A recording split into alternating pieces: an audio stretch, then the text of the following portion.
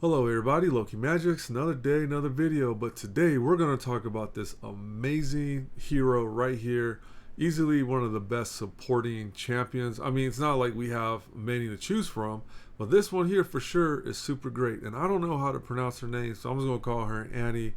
And yeah, she is a great champion. But let me tell you, man, her hands. Ugh. Alright, so let's get into it. Now, to understand this champion, you have to look at her as a cleanser, a buffer, and a slight damage dealer. And the reason why I say that is because she kind of does a lot for your team composition, and she's kind of customizable. And what I mean by that is, let me show you. So when you look at all of her relics, right, the A1 on all of them are pretty much the same. So nothing too major here to think about, right? They all pretty much do the same thing, no big deal. But then when you look at her A2, that's when things kind of change, right? Because this one here, 100% chance to remove debuff and add normal status, but this one here gives you attack speed increase. So maybe you need some attack speed on your team comp to work in whatever you're doing, whatever you're trying to be, PvP, PvE, then maybe this A2's for you. But then again, the Frost Relic, right, this one removes debuffs and dots, but it'll increase your attack by increase your attack some, right? So maybe that's what you need. You got the speed, but you just need a little bit more firepower. So maybe this Frost Relic is better suited for you. And then when you come to the Wind Relic, right, this one increases your crit rate, right? So, you know, very situational according to your team con, but in general, they all do the same thing, just slightly different. And then when we get into the A3, pretty much the same thing. They just add a little bit more immunity to you. Let me go to Fire 1 real quick. Right, a little bit more immunity, some damage. But the Frost one I think is the best because this one gives you defense increase, effect resistance increase, and dot immunity. And she comes with the Frost Relic, which I think is the best one. So her relics are all good across the board, but the Frost Relic is just slightly better in my opinion. And with that being said, let's go over to the passives because this is where she gets a little bit more interesting. Alright, when it comes to her passives, they're all pretty good, but the Frost Relic, like I said earlier, does benefit from it a little bit more. And that's because when we go to her first passive, when you use your skill 3, it attacks all enemies 2 times and the damage increases according to your effect resistance. So when we go back to her relic real quick and look at the Frost skill 3, this one right here boosts your effect resistance, right? So you're going to do more damage when you use her skill 3 with her passive. So that's something to take note.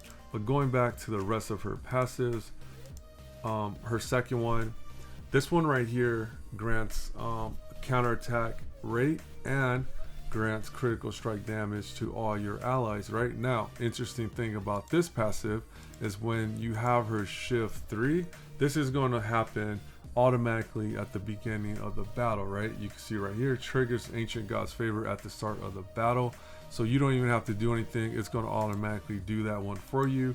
And there's an interesting comp we could use with this champion, which we'll get into a little bit later into the video. But talking about her third passive, this right here, when ally is hit, 60% chance to increase buff duration of all allies by 2 turns. And it removes 1 debuff from all allies. So her passives are pretty good.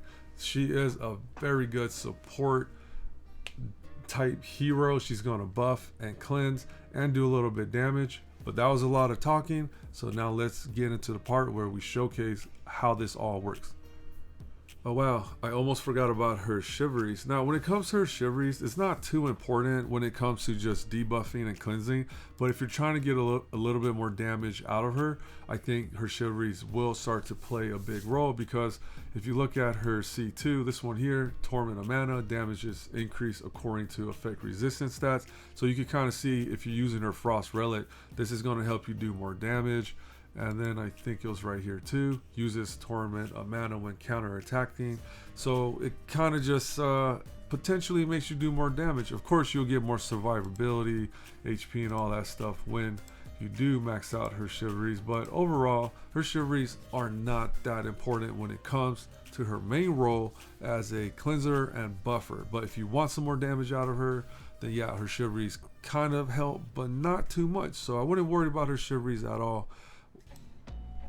Alright, it is action time. So right off the bat, you can see she applies her 2 buffs, just like the chivalry stated.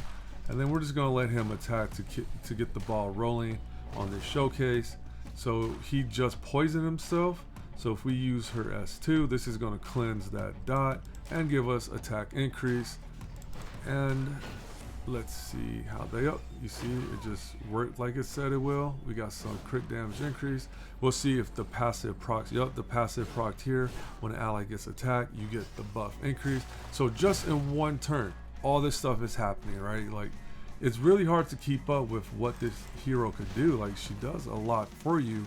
And when it's on auto, all this could go right over your head. So now we have this right here, right? When using skill 3, she's going to attack. So we use her skill 3. She does some buffs for us. Now we got more buffs. And she attacks. And she does pretty good, decent damage, right? Now we're just going to let homie attack again. And look, now she is back to her skill 3. But unfortunately this time, all her passives are on cooldown. So if we use this skill 3, nothing's going to happen. Except for what's supposed to happen, right? We're not going to get an extra attack. But we did get hit, so do we get a buff increase? Oh, so we got another buff increase. So you can see like her passive and her buffs that she applies, they all just kind of stack up, and it kind of just, I want to say steamroll, that's not the correct term for this, but it just does a lot for you without you even realizing what's going on, because I mean, how can you really keep up with all this on auto, right? So very strong champion, you know, like she just does a lot, and it's amazing. I really like this as champion. So where else is she good at? All right, so this one here is kind of like a pro tip and a showcase at the same time.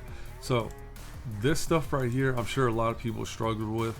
You got to win in 20 turns, right? Like, it can be pretty difficult, but if you have Aine, it's going to be so much easier, because you want to do something like this, right? Get your best damage dealer in with her, and that's it. Don't bring anyone else, because if you have other champions in there and they take a turn, it could be a waste, right?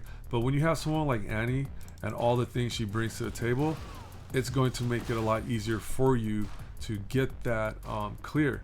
Maybe a healer just to survive, right? But you know, something like this definitely is going to help you out, because if she gets hit, she does counterattack and yada yada yada. So all her stuff, she didn't do anything that time, but usually she will do some counterattack and etc, right? And she's like buffing up your damage too, so it's gonna like really snowball and really help out in you getting that clear. She got hit, look, she counterattacks, right? So look, she got hit, counterattacks again, and that doesn't take any turns, so that's just pretty much free damage. And yeah, definitely bring in a healer, because it's gonna help you out more. See, look, they're all counterattacking and you're not even taking a turn. Look up here, we're still on turn 5.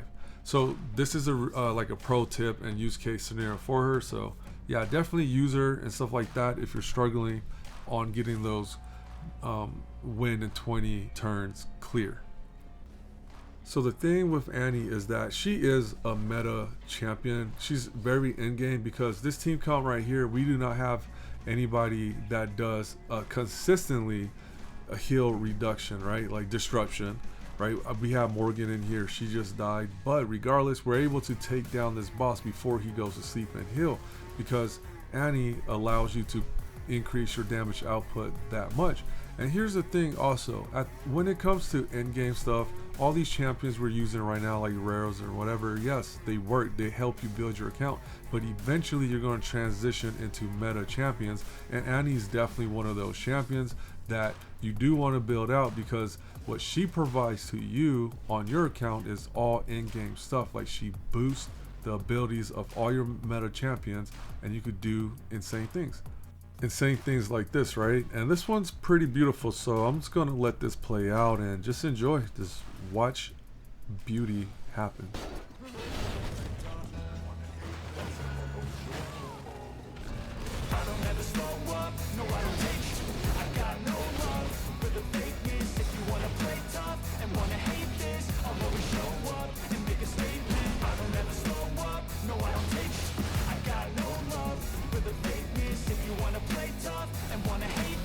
I'll always show up and make a statement. Everything I do so instinctive and so passionate. Every word I move so descriptive like an adjective. I got a vendetta against people who patented being negative when you should be getting after it.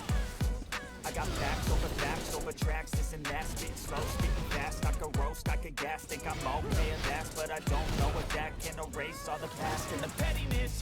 A reflection of the emptiness. Hilarious, you think you're with my time, you're delirious. Alright, so let's move over to the PvP side of the house. And right off the bat, I'm going to tell you, she's going to be super good when it comes to this PvP content. She's going to be one of the meta champions, in my opinion, when it comes to this content. So all right, let's set up my guys. Okay, so this is what I usually run, and this is a setup for like a very offensive team. Like you're just in there to do damage and get out, right?